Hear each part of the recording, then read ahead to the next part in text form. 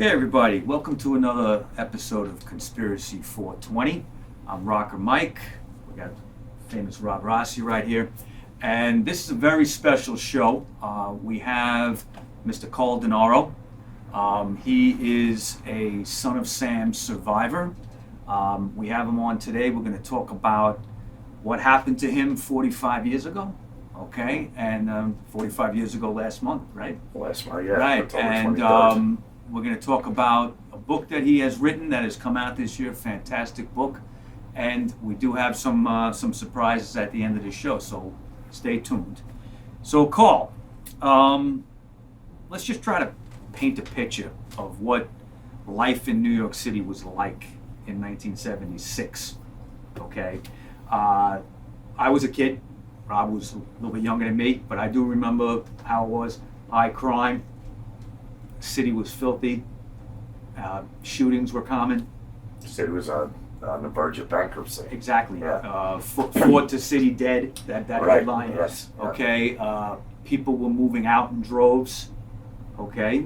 Kind of like now in some ways. It's very Yes. similar. Yes. Very similar. And the very first shooting, Son of Sam shooting, though we didn't know anything about Son of Sam at that point, was July 29th, 1976. That was the Donna, Jody Violante shooting up in the Bronx. Now, in your life at that time of that shooting, did you hear about it, or was it just a little blip in the paper, or what did you think of that? Do you remember it at all? I don't remember. I'm sure it was in the newspaper. Yeah. In fact, I know it was in the newspaper. I probably read it, but it was like another shooting in New York, Right. as you mentioned earlier. It's a very dangerous time in New York. Not to point the finger at any particular borough, but Manhattan, Brooklyn, and the Bronx were hit heavily, and I shouldn't even say all of Bronx, but mostly the South Bronx was, it was burning, it was being looted, robbed, Yes. murders. And, Manhattan, parts of Brooklyn, and actually parts of Queens, like Jamaica, Queens was not exactly a safe place to be back in the day. Sure. So with that said, my situation, when I was shot, I got shot in North Flushing, which is upper middle class neighborhood. Back then, even though we knew this stuff was going on in the other boroughs, it didn't really affect us. There was no murders, there was no crime, there was no arson. Right. So it was something. If you lived in California and you're reading about the demise of New York City, people who lived in my neighborhood got the same reaction. In North Flushing, just so people can picture it, this is a neighborhood of single-family homes. Yeah, Mostly. Tudors. Yeah, Tudor Tudors, style. five-bedroom houses. Not big apartment buildings much. There's no apartment Yeah, buildings at in all, North really. Flushing, yeah. Yeah. So this was a quiet neighborhood, Right. and just before we get into exactly what happened with you, what were you doing with your life at that time? What was your? I mean, you were about 20 years old. I was 20. What did you think your future was going to be at that point? Well, what I thought and what my future became was two different animals. Right. But I had dropped out of college. I went to Queensborough Community College for a year and a half, and took a series of full-time jobs, like factory work, and it was 2 months into my first factory job. I'm like, this is, as me and my friends used to kid around, not a job of the future. So I was kind of floundering, not knowing what to do, and I decided to join the Air Force. And I thought I was into photography at the time, self-taught, took a lot of concert pictures. That was and friends, at the weekend parties. I'd be the photographer. So it took me a couple of weeks to get the courage to walk into the recruiting office, but I did, and I had hair, down to here. Flannel shirt, dungarees, construction boots. Not exactly not exactly. I still remember the guy's name. It's Sergeant. This was the Air Force, right? This is the Air Force. Yeah. And I walk in and I said, I'd like to join the Air Force. So he took me very serious. He wanted to know why. And I told him I kind of lied and said I want to follow in my uncle's footsteps. My uncle was in the Air Force, but that's not why. Yeah. I just didn't think it was appropriate to say, I'm working at a factory and I need a future. I got nothing else going on. Right. So, so I took the test. I scored well in the test. I had my option of any job I wanted. So I said photography. So, I was signed up. I mean, who knows how it would have worked out, but once I finished basic training, I was going to go to the academy in Colorado Springs. Yes. And be trained for aerial photography. Wow. Okay. So your shooting was October 23rd, 1976. You went into the bar, Peck's Bar and Grill. Yes. Right. Which is by the Flushing train station. Broadway. I kind of remember it a little bit, but because I was from Queens too. Okay. But where in Queens? Glendale, middle of Village area. But my father lived in Flushing, so I was every weekend I was there. Yeah, I grew up in Hell's Kitchen, New York, so I was in the middle of Manhattan with Times Square was like Porn Square. Yeah. And you would walk to Times Square, and there was like the show world. I know the neighborhood well. There was Greyland. You were your fake ID. You were this close away from to 42s, right? Yeah, exactly. 42. Yeah, that's where I got my first fake ID. I got it. Me too. We always talk about that. Hey, can I get an ID? Yeah. $5 and take it. It's great. So you had this Air Force future ahead of you. You were about to go to boot camp, Right. and you go into Peck's Bar and Grill for a good time. Okay, hang out for the night. I mean, I understand you had friends there, and Yeah, it was a bar. It was a bar I hung frequented. out at. Yeah. Yeah. The neighborhood bar. Yeah. Yep. So, what happened that night? Tell us. So it's very simple. Me and my friends went to a house party. Wasn't that good. We went back to the bar around 11:30. Place was hopping as it usually was on a Friday and Saturday night, and a couple girls were there that hung out. They hung out at many places, but they Peck's was one of their stops. Yeah. And I knew these girls through Queensboro. Okay. So Rosemary Keenan was there, and her and I had gone on a few dates over the past 2 years. And we were just playing foosball, doing some shots, drinking, and 2 and a half hours later, I guess it was about quarter to two, we decided, Rosemary and I decided to leave. So we went outside, got into her car, and drove away from Peck's with no particular destination.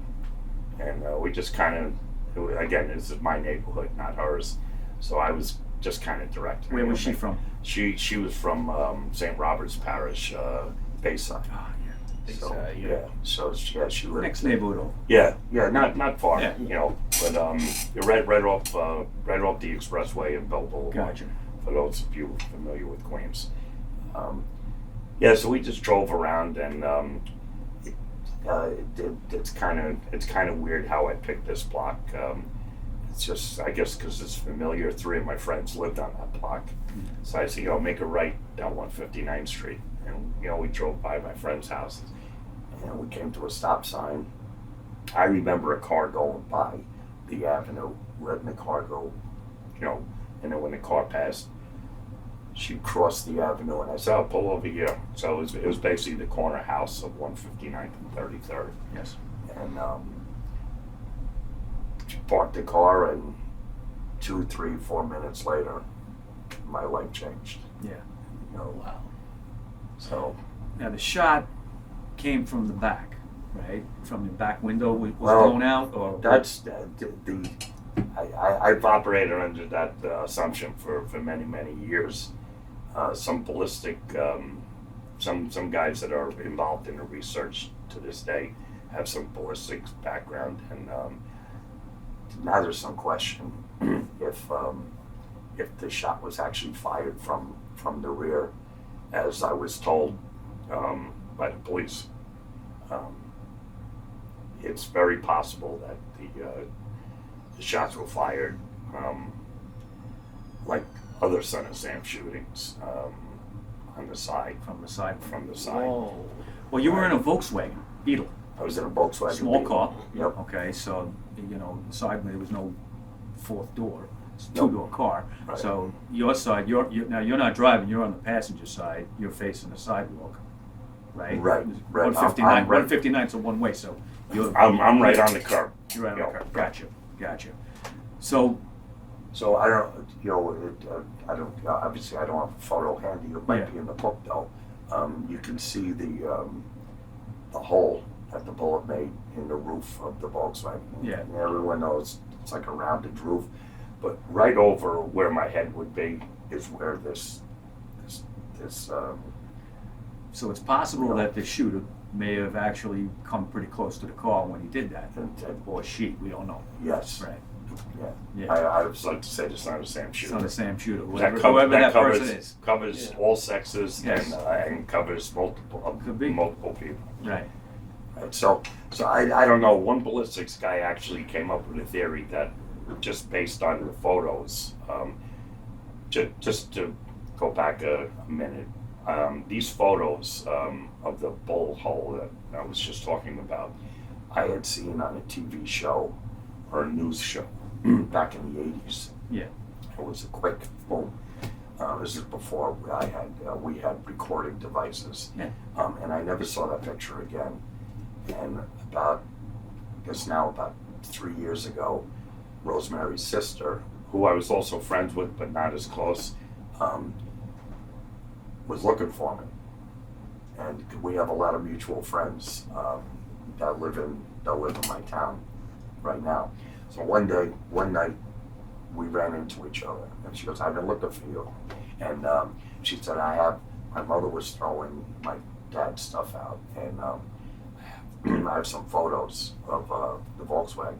Yeah. So she sends it to me, and that's the first time I actually had an opportunity to look at these photos and really examine them. And of course, I posted some of them, put one or two in the book. Right. But I posted the other pictures, and people started picking up on it.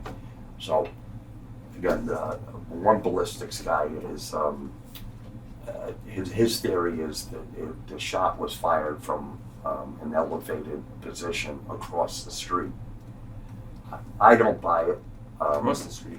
Across the street, because the reason I don't buy it is there's no way Rosemary would have Avoided getting Would have hit. avoided Here's actually a picture of the car. Right, That's so the- Yeah. so you can see, you can see right here where the bowl head, as you can see.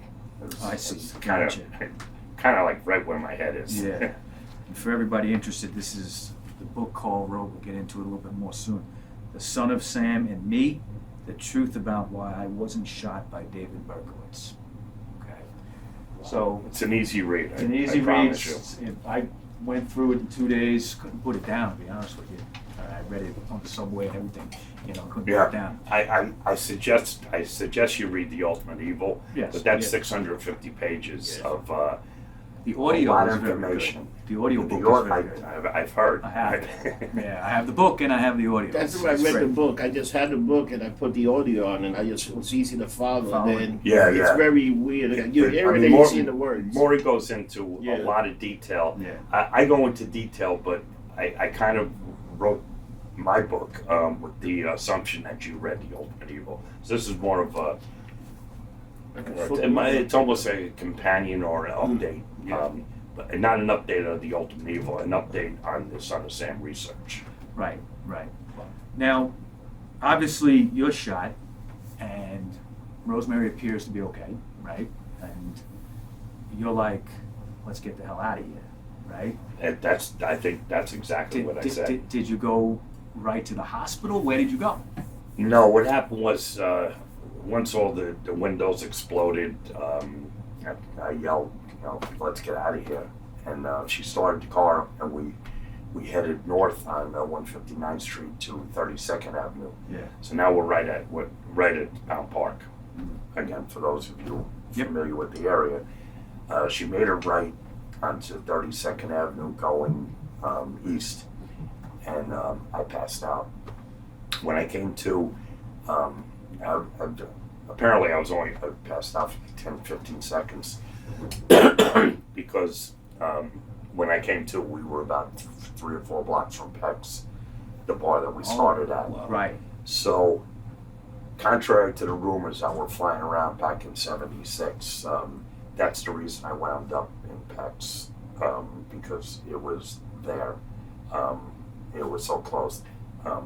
For those of you who don't know the rumors, some of the rumors were Carl refused to go to the emergency room until he got a shot of Jack Daniels. That is not true. I did hear that. Of course I you heard did. that like 30 years ago. Oh, it was a big Queens rumor. Yes. And I'll be honest with you, I didn't spend a whole lot of time refuting it because to me Why it not? sounded Why pretty not? cool. Sounds good. Yeah. But it's You would not do true. that. I would do that. Can you get one more I shot of probably tequila? would too. Give me a shot of Jameson before I go. Another one, we're gonna have another one. Yeah. Oh wow. So that's that's So how you I go went. back in the bar. Yeah. You're bleeding from your head. Well, what happened? I had cuts on my hand From from the glass. They did find some bullet fragment, but most of it was glass. I didn't know I was shot, but when I walked up to the door, the guy at the door, this guy Vinny, who I knew well, he said, Carl, you don't look good. I said, I don't feel good. I think the car blew up. And with that, he sat me down, and my head went down, and my hair was holding all the blood in. Just gushed. And and that's when everyone's like, oh, Freaked out. yeah, oh crap, we got to get him to the hospital. Yeah. So I got up and walked with 3 of my friends to my friend's car. We drove to Flushing Hospital. I know the logical next question is, well, where's Rosemary during this? And I do not know. She kind of got. You got freaked out? I remember her rolling to a stop in front of Peck's and me getting out, and She didn't go with you in the bar, as far as you know. I'm sure she was behind me, but I don't really remember. And then I sat down, and then, before anything, I was, walking back out to go to another car. She was definitely there. I found out years later that one of the bartenders called her dad and said, you better pick up Rosemary, and by the way, the car's a little banged up, you might not be able to drive it home. Just to backtrack a little bit, as far as where the shooter was, another reason why behind the car doesn't make sense is, and this is just an assumption on my part, once I saw these pictures for the first time in 42 years, I noticed that the windshield wasn't shot out. We would have gone from And the it back looks, window. right. Mhm. So, and you can't tell from the photos that the back window was shot out, or I can't tell anyway.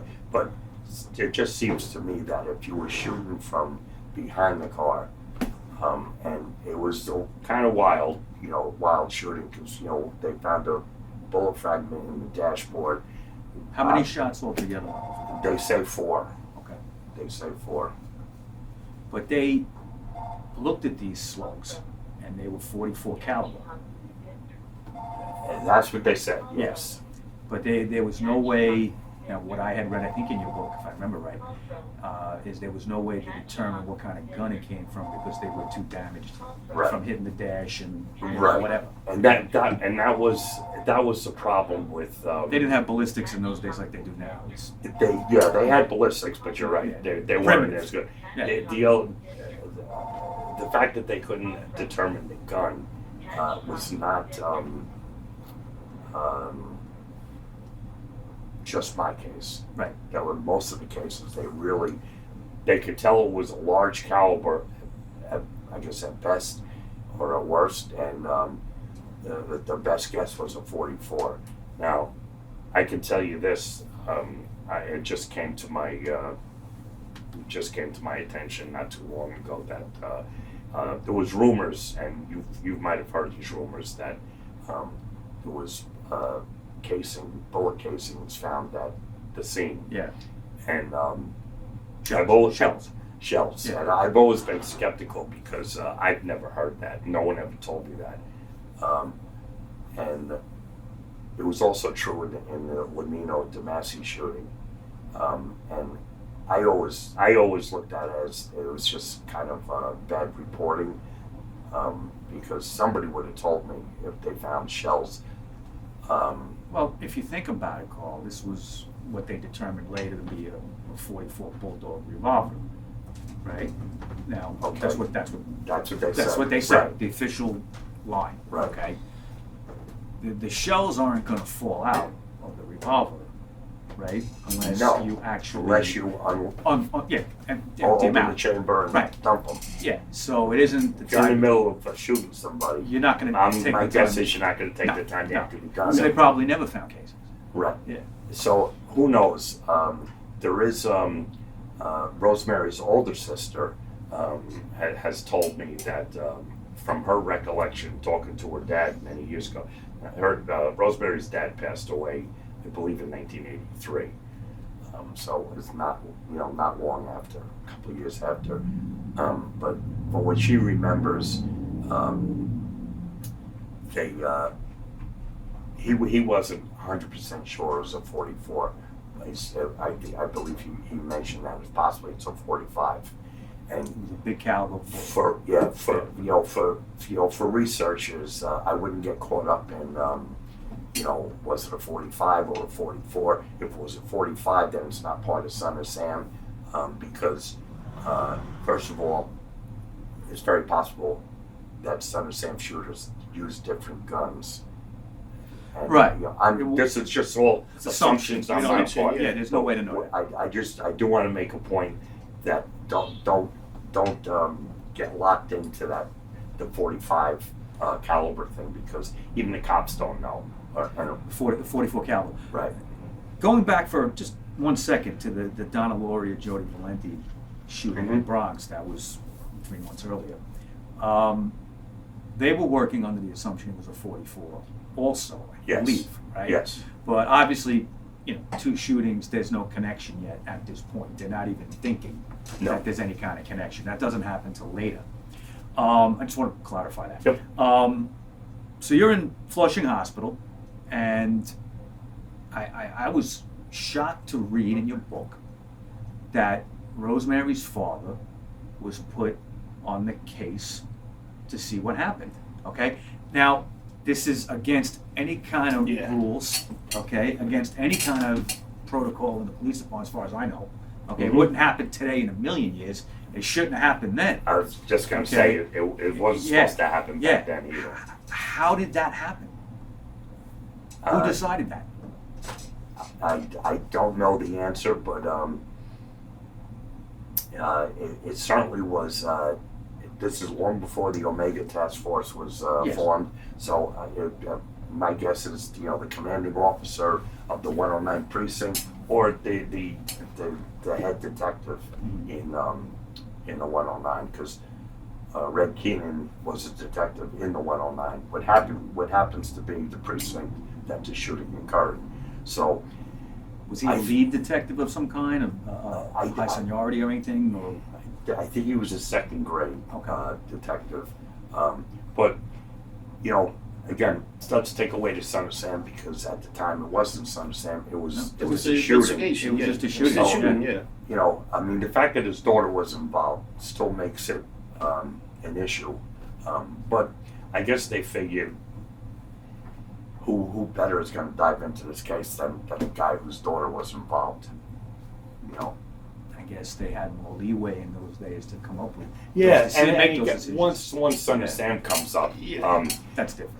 and again, this is my assumption, but once the Omega Task Force was created and they assigned my shooting to the Son of Sam, Red King, and from what I can see, took a back seat. Sure. And when I've looked at the list of promotions, and it was over 300 promotions, in some cases double promotions, which has never happened since or before. Yeah. Double promotions in the NYPD, and Red King's name is absent.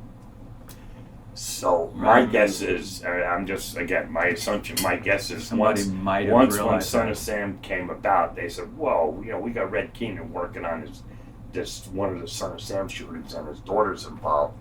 That's almost as bad as Detective Zigo opening up Berkowitz's car in Pine Street. Yeah, without a warrant. Without the warrant. Yeah. Exactly. Yeah. So you're in the hospital. Tell us how you found out you were shot in the head.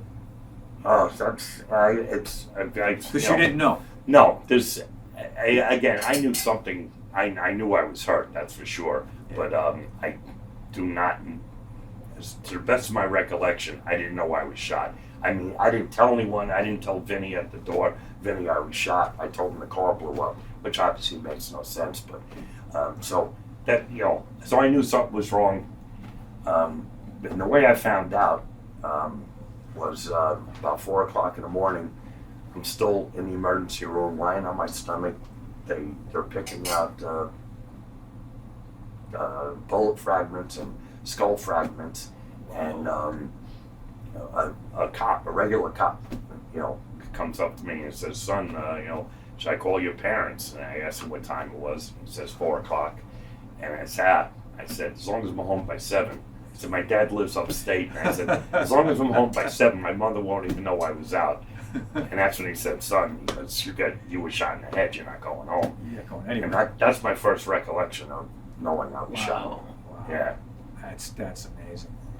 And you had a metal plate put in. Yes. Okay, which obviously you still have to this day. Mm-hmm. But it was a long road of recovery for you. It was. Okay, it was a little bit of a recovery before you could get the metal plate. Right. I had three months of right. basically being a prisoner in my mother's house, not being able to go out. Right. Now the timeline was October was the shooting. Right. So by about January after the holidays, Right. you got your January 20th. Okay, you got the plate put in, and then of course they had to check on you. And there was more stuff in that. But I can tell you by certainly by June I was back to normal, if you will. Yes. I started work at Citibank, believe it or not, as a security guard. And obviously the Air Force was out of the picture at that point. Yeah. What happened was my report date was the 28th of October. So Wow. I guess it was probably like the 25th or 26th. Either me or my mother brought it up, saying, "What are we gonna do?" I think it was me saying, So she took care of that, and basically what they told her was, being the draft was over, Vietnam War was in essence over. We weren't at war. They don't need a recruit with a hole to say. Plate. So Plate. they gave me honorable discharge. Okay. Oh, wow. Wow, you didn't even have to do a thing. Yeah, it's kind of weird. Yeah. It's kind of when people say, "Are you a veteran?" I'm like, "Yeah, kind of." Technically. Yeah. Well, I mean, I have an honorable discharge, so Yeah. to me that makes me a veteran. Yeah. I didn't serve any time. I was sworn in August. Yeah. So from August, I'm not even sure, August 15th to the 23rd of October, I was technically a member of the United States Air Force. Wow. Now, during the time of your recovery, you're saying all the way to June of '77, that's when it really started to blow up about what was happening with these shootings. Right. Okay. The next shooting is November 27th, 1976. And that's the Donna Massey, Joanne Lamino shootings in Floral Park, where they were coming back from the movies. It was like around midnight, and they were hanging out on their porch. I think Donna was about 16, Joanne was about 18. Yeah. And I think 17 and 18. somebody, a male, came up to them and said, asked, directions or something very simple, and just pulled out a gun and opened fire on him, grazing Donna, not hurting her too badly, but unfortunately Joanne was paralyzed after that. Okay, for the rest of her life, and she just passed away recently. Yes. Okay.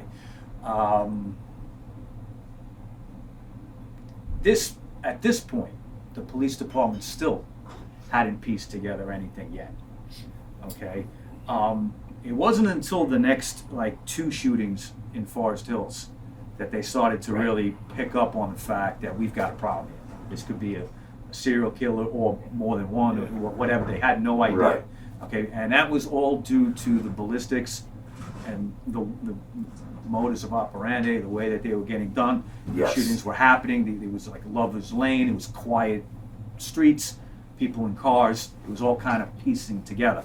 2 shootings I'm talking about are the January 30th, 77 shooting of Christine Freund and John Deal. That was by the Forest Hills train station.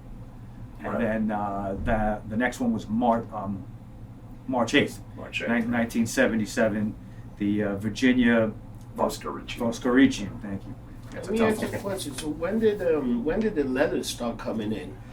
After that, Right, okay? that's what the letter. Because there was Yeah. a time where Yeah, Right. I think letters started coming in, and then they realized right now we have a what, problem.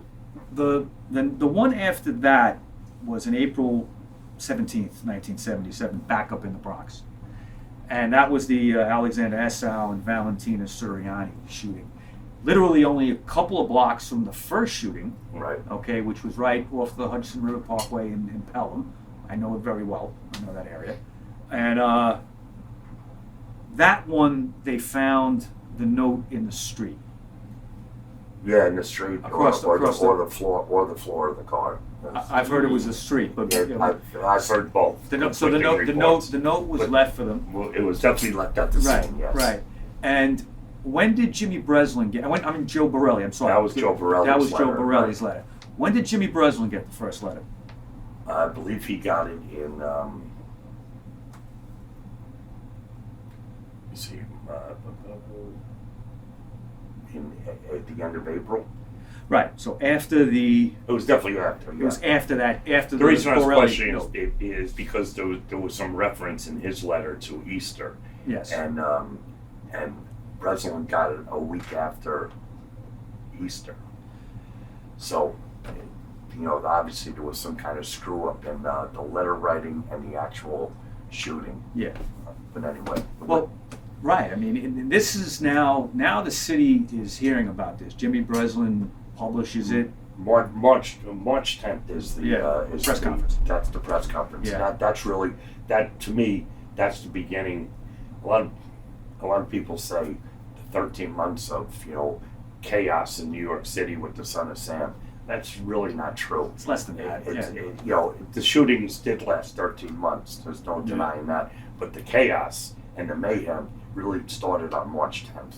Right. And with the joint press conference Yeah. between the mayor and Commissioner Codd. And Because at that point they made it known to the public. we have a We have a problem. That's a quote. We have a serial We have a killer. serial on our killer, hands. right. When was the blackout? Well, the That blackout. The blackout was in July. Was it The blackout was in July. Right. July 17th, maybe. I 12th, 11th, something like that. In the yeah. middle of the month. Middle of the month. Yeah, I just remember, but I must have been like 5 years old. I remember the blackout, and I remember like my parents said, we gotta go get water, go into the store, and there was the black. That 77 was such a crazy year. The Yankees also won the World Oh, yeah. Series. Yep. It was like a It was crazy it was time in it the was- city, It was and insane. Yeah. it's insane. And I Yeah. remember at night, like living in Hell's Kitchen. At night, you would at least hear 2-3 like Shots going. people get shots. Yeah. And the precinct was on 35th Street, and we lived on 37th Street. And people, and we got, how many times we got our apartment broken into? The neighbor. Yeah, it was. They used to be breaking. As we were talking about earlier, your neck of the woods was one of those Yeah, areas it that was was tough, yeah. heavily affected. Well, Yeah. I was raised mostly by my grandparents, and they lived in Bushwick, so I was there all the time, and I was there when the blackout happened. So I watched. What's Bushwood? Yeah. Like I think it was back It was- then. Yeah, very bad. Yeah. And Right. and they, what happened was the Now lights we went can't out. afford to live in Bushwood. Just by the way. No, you can't. No. It's now, yeah. I mean, it's now all like it's Williamsburg East. It's Richwick. It's all Richwick, right? Yeah. Forget it. So, I remember the rioting in that neighborhood, everybody came over into that neighborhood from other neighborhoods and just looted and went crazy. Harlem got bad too. Yeah, Harlem was rioting. And you've also got a serial killer out there at the same time. What a time to be a New Yorker. Yeah. And just to kind of like mention it, I'm not a fan of it, but the Spike Lee movie Summer of Sam. Mm-hmm. Okay, what a shit show that movie is, because it really it's a mess. But it does kind of there's parts of it that kind of grabs it. Yeah. When he plays that cameo of John Johnson and he's got a big afro, and that's hilarious. Yeah, okay, because he looks just like him. But then the talking dog, that was funny. I don't think he meant it to be funny. Because I saw it in the movies, So and did the I. whole theater was cracked up. Exactly. Because it was like the Taco Bell Chihuahua dog talking Yeah, at you. exactly. That's what it looked like. Okay, but something. Just let me say this: there is something about that movie that it captures it in some ways that summer, which is what Spike Lee meant to do. Yep. But at the same time, I think that did such a disservice to the whole Son of Sam story and everything, because all it did was solidify in people's minds that, one, there's only one shooter, and he's just crazy talking to a dog's talking to him, and he's punching holes in his walls, and I know people that believe that that's what happened. I know, and just a little side note, and I've been looking for this tape for a long time, and I can't find it, but the night before that movie premiered, I want to say July 2nd of 99. Yeah.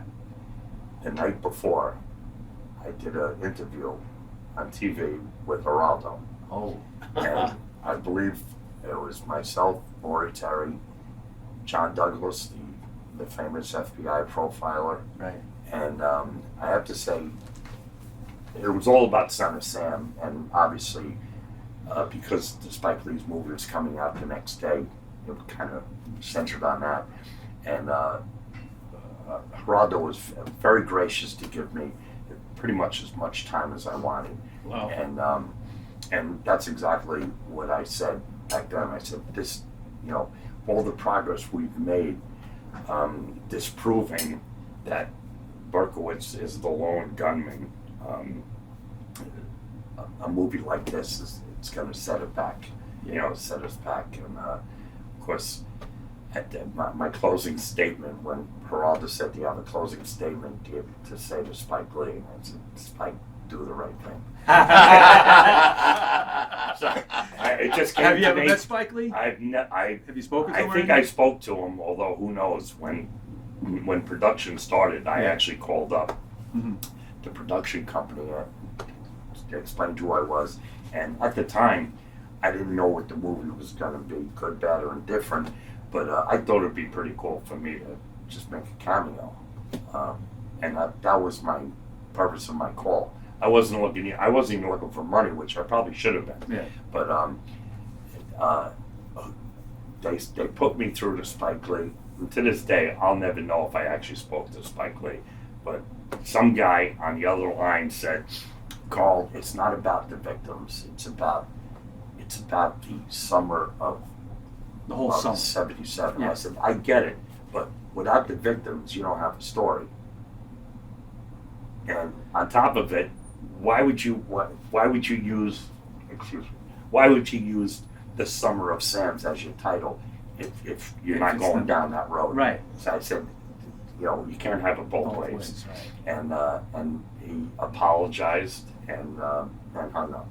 And that was the end of that. Wow. And I found out later, which is I find incredible, because I found out later when he was filming up in the Bronx in Pelham Bay, he was handing out money like it was candy bars to the kids. One guy had his Christmas lights on because he's too lazy to take them down. He offered the guy like $1,000 to use his porch for a winter scene. Wow. Other people told me, oh, it's like, I have an old car in the driveway, here's $500 tow it to a parking spot to, Yeah, make it accurate. So money wasn't an issue. And if you figure The way I looked at it was, here's a victim of Son of Sam, and at the time I considered myself a victim. You could have, thrown me a bit part or something. Some kind of But I mean, but anyway, yeah. but he did donate.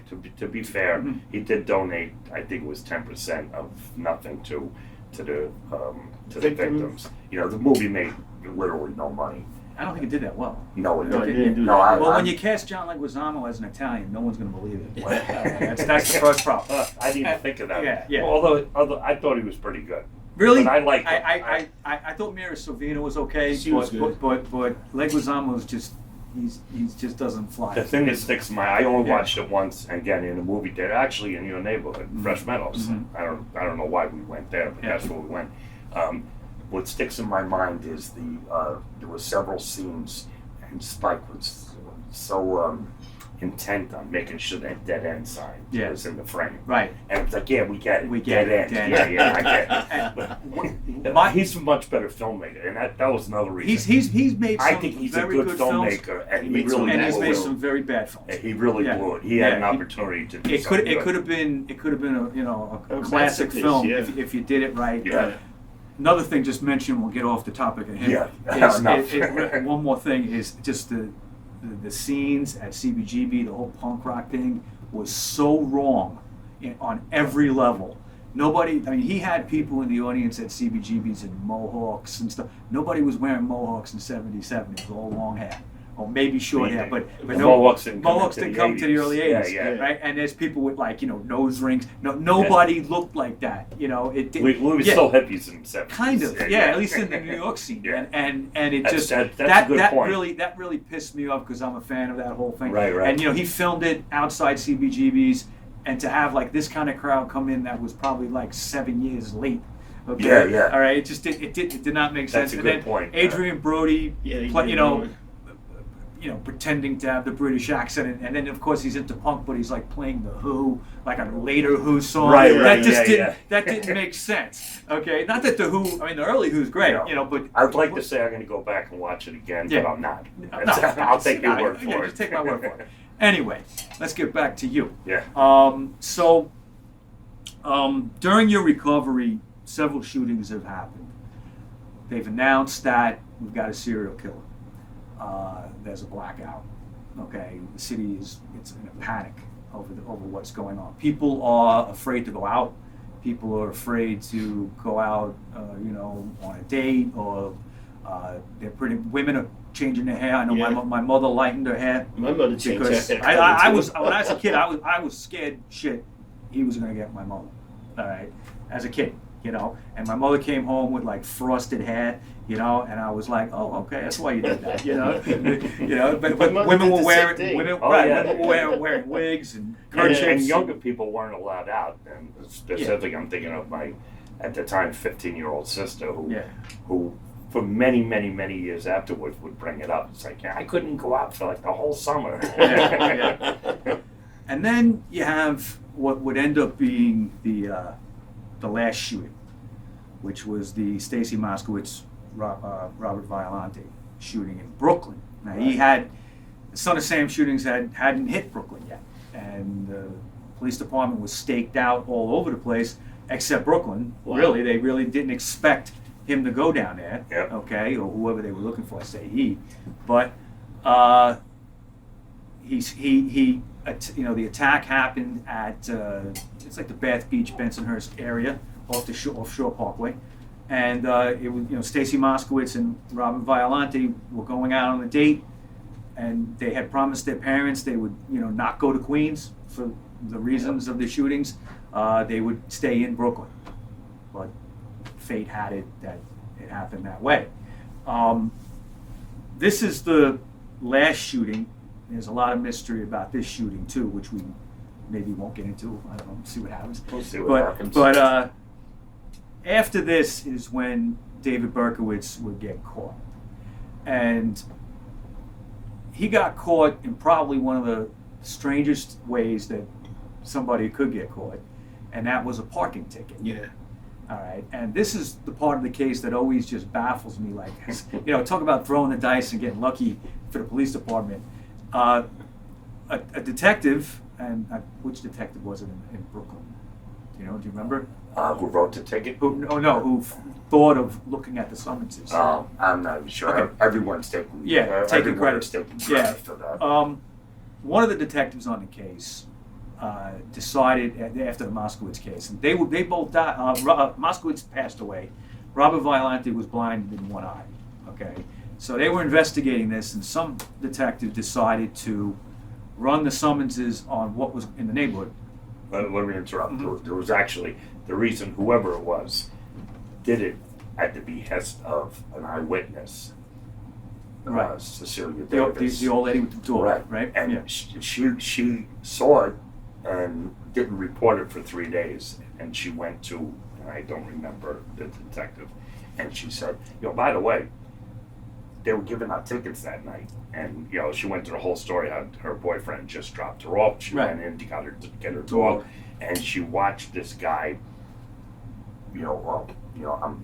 she basically watched a patrol car give out tickets, several tickets along that stretch. Wow. And one of them was in front of the fire hydrant. Right. And that's why the cops went and checked the records. Right. Of course, the detective, the patrolman that wrote the ticket, never logged it in. And I've been told that that happens on occasion. You want to go home, you're under your shift, you don't want to do the paperwork. But, at some other point, you're coming So a little bit early. Are you saying Berkowitz would have beat the ticket? What I am saying is if they looked the next day, they would have came up empty. Oh. That's what Right. that's what makes it important. Okay. But by the time Cecilia Davis reported it, the cops got around to looking at it. It's like 4 or 5 days, and the patrolman had put it in the books, and that's how they got in the Morie Terry book, The Ultimate Evil, I think there is a picture of Berkowitz's check that he wrote to parking violations. He paid it right away. Immediately. He just paid it immediately. Wow. Yeah, because and the witness you're talking about, the lady with the dog, she saw Berkowitz, what resembled him, okay, take the ticket off the hood, okay. Right, that was later. Later on, after that they was called, then it all came together. It all came together. Right. Now, how long after that did the son of Sam get captured? Well, he was captured. The Berkowitz was arrested on August 10th. Okay, so this is about 10 days later. Yeah. 10 days later. Through the ticket, okay? And they find that there was a ticket given out to a Ford Galaxy at a hydrant, and the guy was from Yonkers, registered to DavidBerkowitz.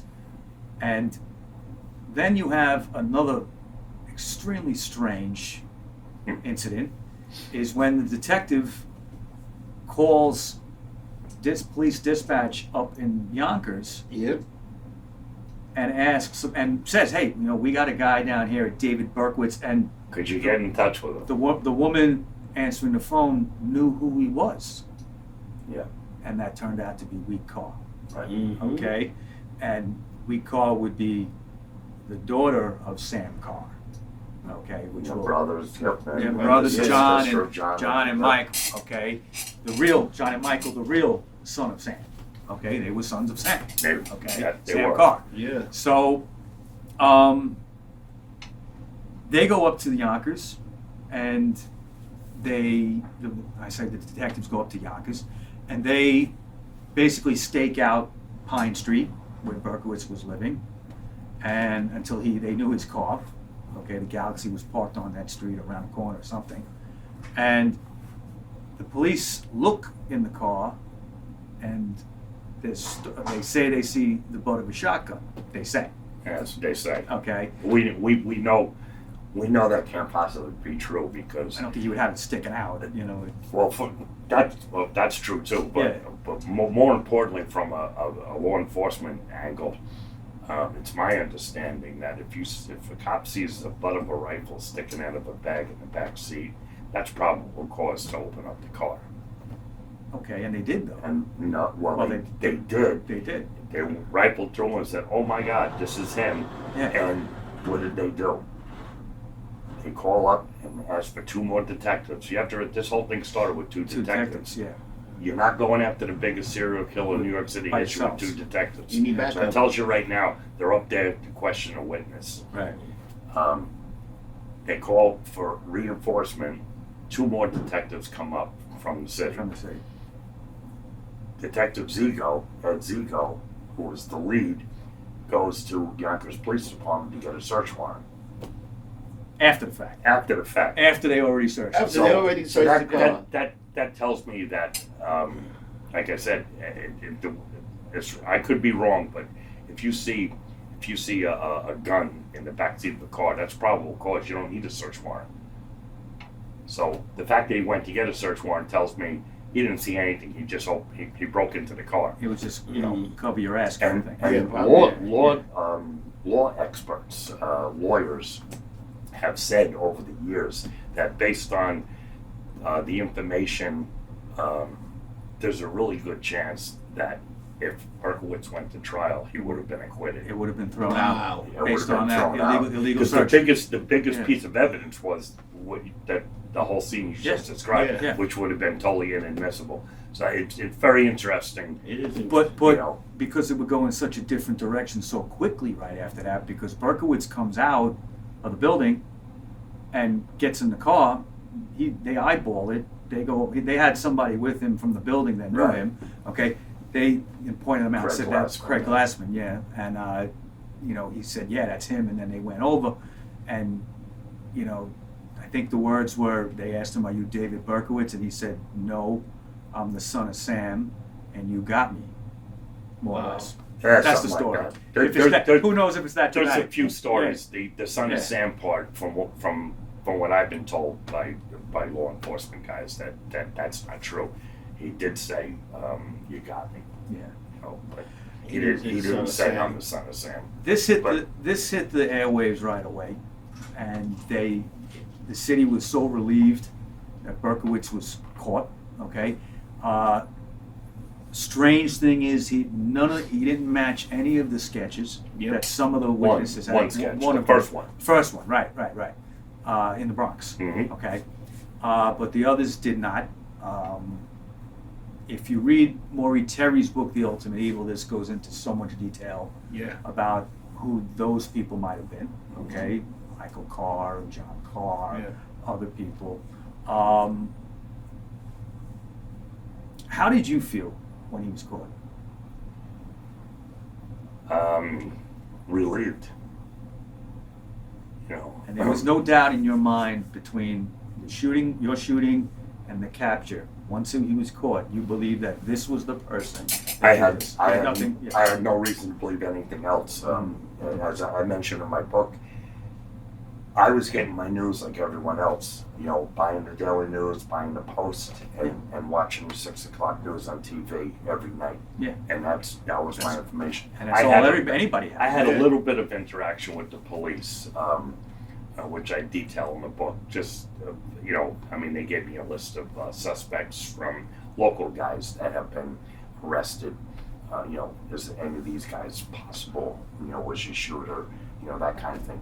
But come April, and I don't think I had any contact with the police, including the night that he was that Berkowitz was arrested. Wow. You would think somebody Would call you up. in customer service or whatever would have said, said, hey, you know what? Maybe we should contact all the victims and let them know that we got our guy. They probably just figure you see it on TV. So the way I found out was through my sister, believe it or not. A reporter about 2 o'clock in the morning called my sister's number, assuming we lived together, and she had already moved out, had her own apartment. So she called my mother's house, and that's I found out 2 o'clock in the morning through my sister. You know what, they did it like that also, because when they arrested him, they also had to make sure this is the guy. Even though he confessed, they still got to do a little bit more investigation just to make sure. Well, they before didn't question him till 3 o'clock in the morning. Yeah, but they also got to make sure that, all right, this is the guy, we got enough evidence. We Yeah. can say that we got him. You're very Being very nice Yeah, and, being and nice about polite. it. They didn't do a lot. No, they didn't do that. But I call bullshit on that. Yeah. Yeah. They didn't do a whole lot of checking on anything. No. And for those of you who doubt any of this and you don't want to do a deep dive, what I suggest you do is go to YouTube or go to Son of Sam, Yeah. Google, and look for the photo of the conference room at Police Plaza right before they bring Berkowitz in for the first time. They have a poster-size sketch of the latest Son of Sam sketch, and it is not even close to Berkowitz. And it was so funny because, ironic funny, that almost everyone in New York the next day, when they had the front page, they had a picture of this sketch, and then a photo of Berkowitz being brought in with his curly hair and his chubby cheeks, and then you got this guy with an angular face, his hair pushed back, but totally different. and it's like the police actually had to sketch up alongside the suspect they just arrested, and it didn't look at all. Yeah, and it's like that should tell everyone. You don't have to believe anything I'm saying. You don't have to believe anything Morie Terry's saying or anyone else. That's enough. Just look at that, and But that should at least give you That's a little pause for thought. arrogant, maybe on the police department. Oh, arrogance! I think a little scared. A little scared, yeah. I mean, in defense of the police, that they had to do something. Yeah. Oh, yeah. You know, I mean, it was They had to end this. city. This right. That's the whole thing. And they would. My big stink with the NYPD is not that day. That's almost laughable. Yeah. But I get it.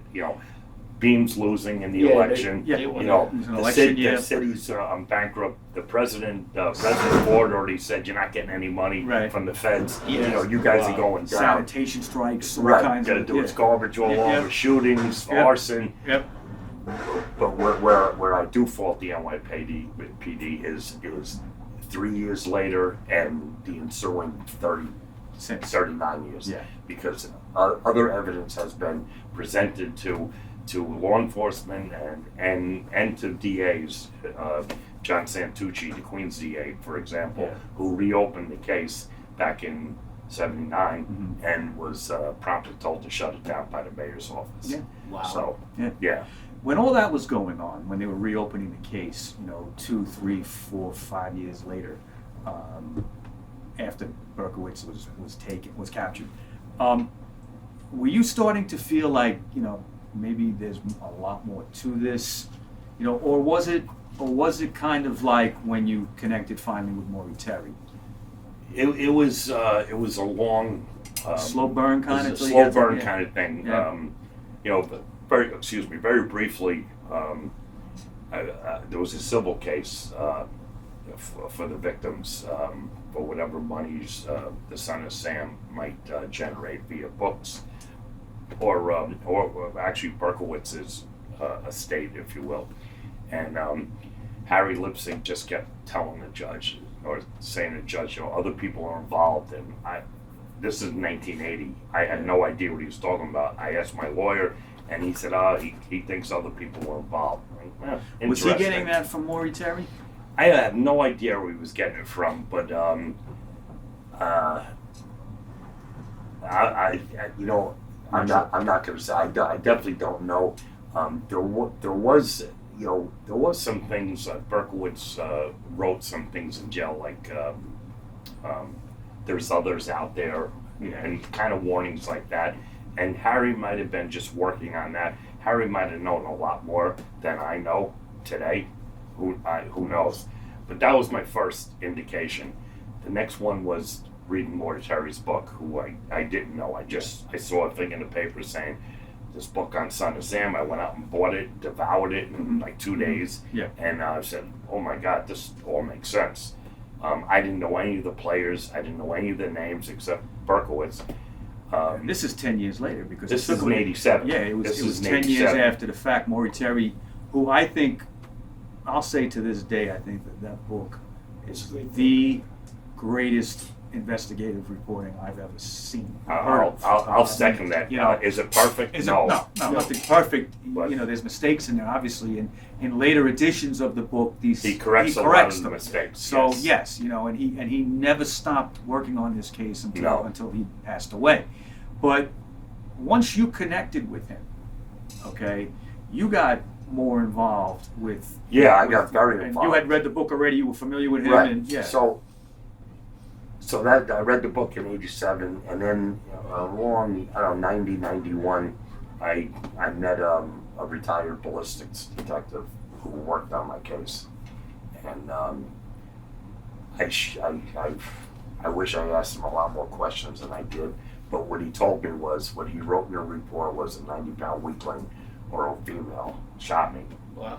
And that's a quote from detective work. Just briefly, how would they come to that conclusion?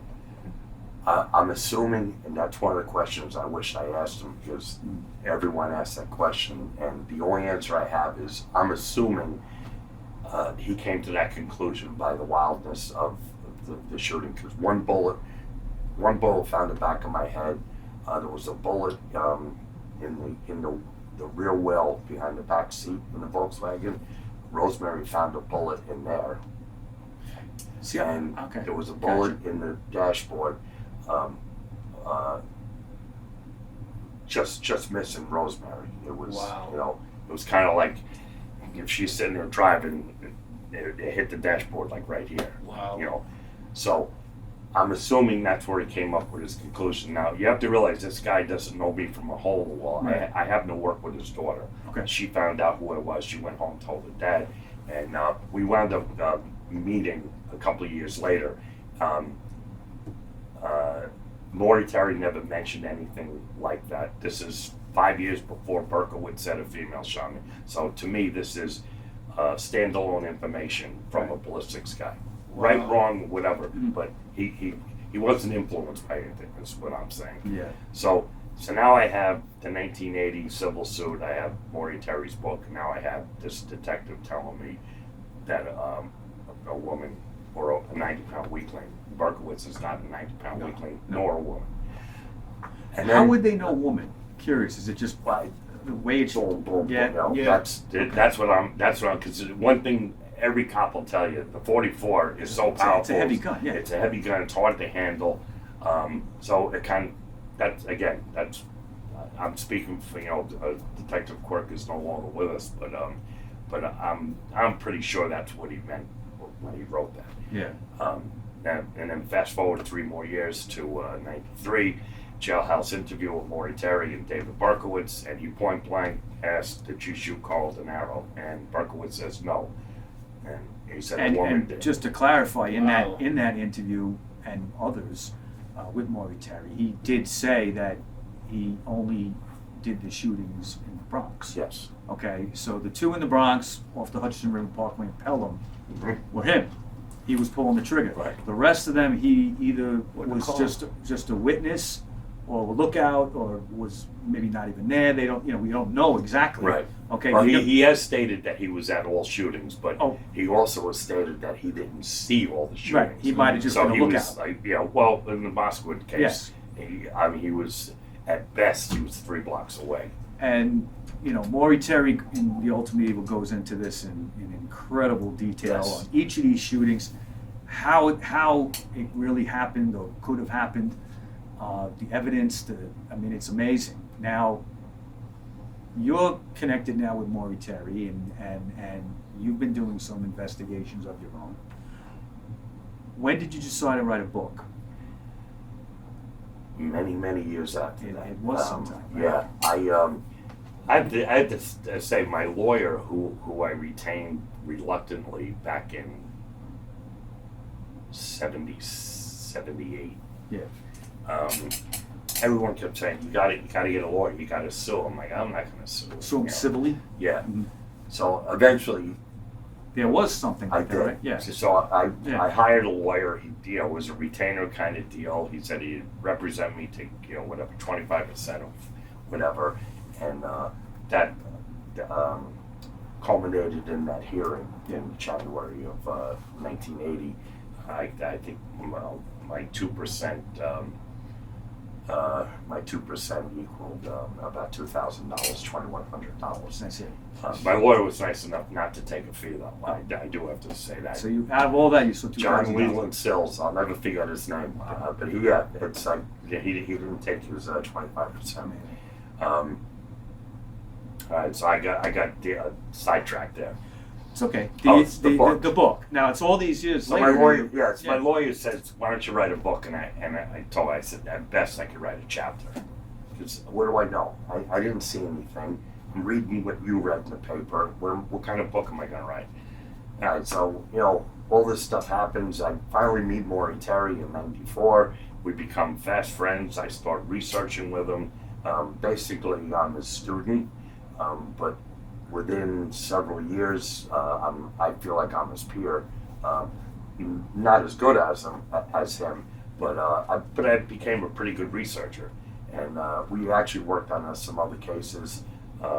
And he would just feed me. So I'm a. But he had other people with him too, right? Oh yeah, This was it was the Pine Street Irregulars. Yeah, that's what they called each other. Yeah. So And you used to meet at Kennedy's on 57th Street. On 57th Street, Right? yeah. And, Wow. Yep. So we'd Get meet lumped up in the back once a month on a Friday night, Yep. and Maurice, the bartender, would always greet us with that crazy Irish grin that he had, and we had so much fun there. Yeah. But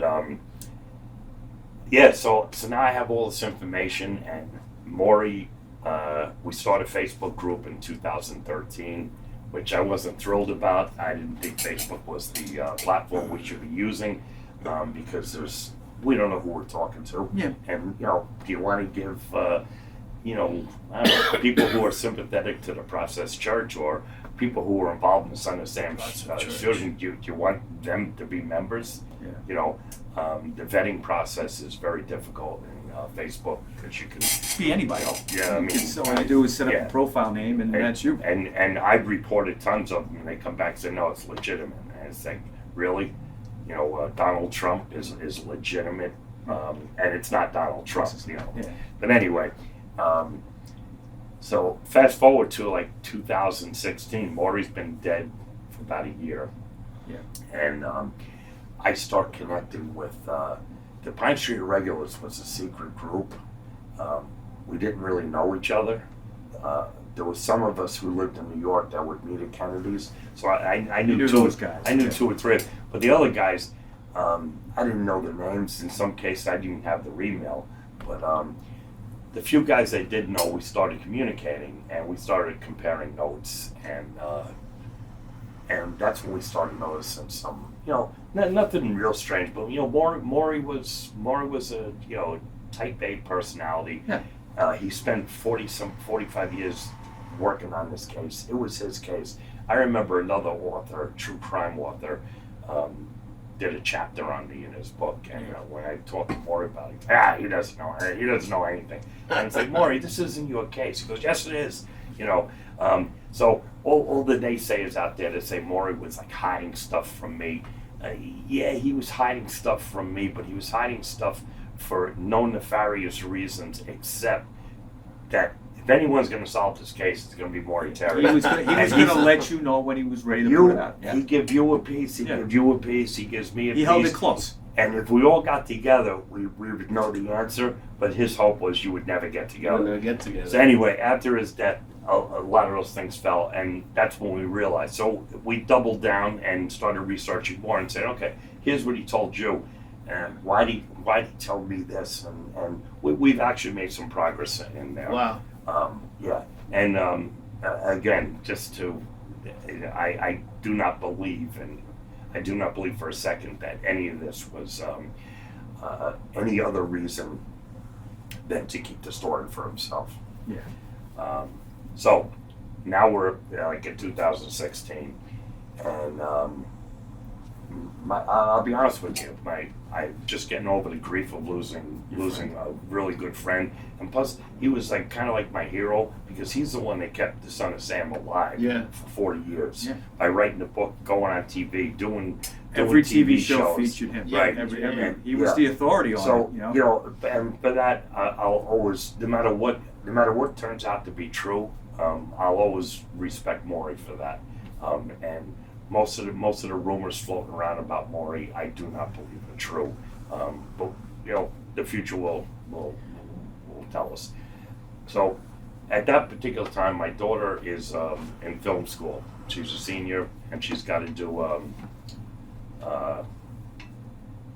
what do they call it? Documentary? Thesis. Mm-hmm. So what better topic than her dad? Thesis on it. So That's so amazing. her thesis film was a short film. That's part of graduating from the Brooklyn College Film School. So she started interviewing me, and she started asking me questions. How did I feel? Like my relationship with my mother, my relationship with my sisters, my friends. How did it affect you? All different stuff. And by the time she was done, I said, I should write a book. And then when she wrote the script, I was very involved with her helping to produce it. Actually, me and my girlfriend we were catering, and we actually filmed it in this room right here. Mm-hmm. But when the film came out and I watched it, it just I definitely have to write a book. I have a story to tell, and that was the missing link from that whole time, from the beginning of this long story that I just started. The missing link was, do I have a story? And my daughter convinced me that I had a story to tell. And anyone with a little bit of research and time can write a story about the son of Sam. I mean, all the information's out there. Okay, so you wrote the book, okay, and there's a big section of it that I found interesting, a few pages I found interesting about how... Well, that's a shame, only a few No, pages. no. Let me take that back. Son of Sam and Me, the truth about why I wasn't shot by DavidBerkowitz, okay? No, I love the whole book, okay? But one part that blew me away was a few pages you have that you have been in touch with DavidBerkowitz upstate in his jail cell. Yes. Okay? And this is going to lead to the announcement we're going to make at the end here about what you're doing. But what made you write him? What was, and why? I mean, what? Well, it's been something I've been batting around in my head for years, and I guess I don't know what word to use, but how many people have an opportunity to go to a jail to visit with a serial killer? Not many. Not many. So that always intrigued me on that level. The fact that I know DavidBerkowitz doesn't shoot me kind of detracted from that. So now I'm back to square one. It's like, I'm ambivalent. It's not. I'm not for or against. What happened was writing the book. In the very early stages of the book, a few of my research friends were saying, wouldn't it be great if you had you visited DavidBerkowitz and that was the cover of your book? Yeah, that would be pretty cool. And I'm like, how do you get in touch with a serial killer and say, I want to take a picture of me and you so I can put it on the cover of my book? So it kind of didn't go anywhere. What spurred the whole thing on was a few people contacted me through DavidBerkowitz's friends, born again Christian friends. Yes, he has. He's Right. very religious now. Right. And He's got the he's Rise got kind of and his Shine own ministry website. kind of thing. Right. Yeah. So actually, two people contacted me, private messaged me saying, you should talk to David. He's really sorry what he did, and he'd like to talk to you. He'd like to talk to me. And so at first it was a little creepy, to be quite honest with you. And I conversed with this woman back and forth, and then she sent me a snippet of one of his emails to her, and I said, if he wants to talk to me, who am I to say no? And now I'm like, I don't know. He doesn't see many people. No, he doesn't. I'm halfway through my book, and I talked to my co-author, Brian Whitney, who I want to give a shout out to, because it was more like all my ideas, but he put it into a readable form that makes an enjoyable read. He said, "No, that'd be great." So I just started communicating with him, and my goal was to get answers. When you read my book, you'll see the 7 or 8 letters that I included. He's very apologetic. He's very sorry for what happened. He's sorry that my life, not just me, the other victims, was either snuffed out or changed. Right. But he wouldn't give me any information. And that's been a pattern with him, though, over this, Yes. the Morie Terry interviews and other. Yes. He puts out hints here and there, but pulls back kind of, and some of that is, I mean, it's always been, I believe, out of a sense of fear something may happen to him, that these people that were with him are still out there in some way, or something would happen to his father. He was worried about that for a long time. I think his father's gone now. But, Yes. But now 44 years since he's been caught and he's been in jail, maybe now's the time to talk. So here's what I need to say on this topic. A lot of people think, and again, I don't know all the answers, I'm just giving my opinion, but a lot of people think that he's a puppet master, and he likes the attention, and I really don't agree, because if he wanted attention, he'd do a lot more interviews than he does. And he could say a lot more things. And he could make stuff up if he, the way the internet or whatever you want to call the world now, the researchers, they can latch on to anything. I could post something right now on internet. Make up something people wrong with right. it. Yeah. So if he was that, he would have his people on the outside put all sorts of stuff up. So I don't believe that he's doing it for that. So for many years he said he's fearful for his life. He's fearful for his dad's life and his sister. Well, his dad's passed away.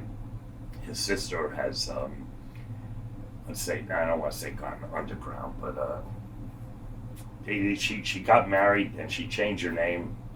She's out of the picture. She's out of the picture. Yeah. No one, to her own, reason, no one knows who she is. So she's not in danger if David started speaking. It's not the question of, well, why doesn't he talk now? Well, the answer to that is why would he talk? Like, what's the upside for DavidBerkowitz? The only upside is to come clean and to do right by me and the other victims. The downside is if he starts talking and starts naming names, he's going into protective custody. So now he can't go to the library. He can't go to the law library. He can't do his ministry. Loses freedom. And you know what? Yeah. I mean, I've never been in jail, but my guess is jail sucks. And if you're sitting in a cell by yourself for 23 hours, that really sucks. Yeah. So why would you give that up? The other defense of him not talking is, who would he tell it to?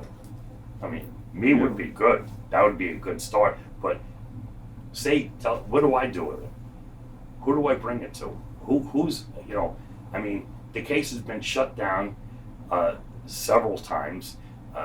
New information has been given to law enforcement. New information has been given to DAs, and it gets shut down and doesn't go anywhere. So until I can promise DavidBerkowitz that give me the information, and here's what I'm going to do with it, and something's going to happen, in a way I really can't blame him. For not talking. There's no upside for him. Wow. But with all that said, hope springs eternal, and I do hold out hope. Two of his last letters, or two of his later letters, in response to my emails, said to be patient, and I take that to mean he's going to tell me something. He might someday. have something for He you. might have And something. who knows? We might have to wait on his deathbed, or maybe he's going to come clean. Maybe the burden is, because that's been my thing for the last 20 years. It's like, hey, you're born again. That's all well and good, but if you're not telling the whole story, my God doesn't forgive you. Right. You can't just say I'm sorry and then everything's it's all way right. more Okay, complicated. right. Yeah. So that's where we stand with DavidBerkowitz. Okay. Now, you're going upstate to, what's the name of the prison? Shawargunk. And that's I think I'm pronouncing that Walkill. correct. It's in the town of Walkill, yes. Okay.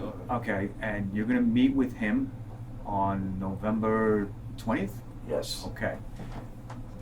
And when you come back, hopefully soon after, you're going to meet with us again, and we're going to hear the We'll whole sit down. story about what happened. Hopefully I can give you some information Yeah. that is worth listening We're to. really excited about But that. I will at least share the vending machine tuna fish sandwich that I plan on buying. I could at least regale you in prison food. Because Wow. you can't bring in food, you can't bring in drink, but apparently they have a whole vending machine. vending machine, It might be good. including egg sandwiches. And I told a buddy of mine, I said, and not for nothing, I'm buying an egg sandwich and taking it home with me and putting some kind of Yeah. you go, Yeah. this is what Freeze it. an egg sandwich from prison. Freeze And it. it's like, I'm gonna market it. It's gonna be a new thing at 7-Eleven. Prison egg sandwich. Well, Carl Denaro, thank you for coming on the Conspiracy Thanks for 420 having show. me. And again, this is only going to be part one.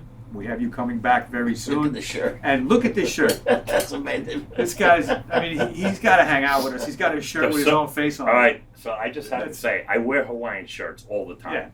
And my girlfriend said, with your huge ego and the fact that you wear Hawaiian shirts, I'm buying you this. And this is what you got me. Oh. So wherever you see my face, there used to be a pineapple. And there's certain people who I know are going to watch this video who are going to get this joke.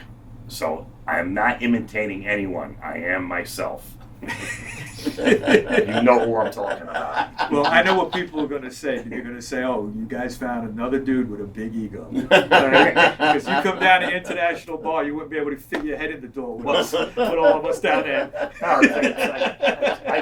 As a friend of mine says, go big or stay home. Exactly. That's the way it is. Go big or stay Exactly. home. Thank you, Carl. All right, thank you. All right. Thank you. Yeah, And all right. we'll see you guys in a couple of weeks. Yeah, And definitely. there's something I say at the end of every show, and we're going to say it here. Yeah. Don't get drunk, get lumped up, people. See you next week, All right, guys. take care.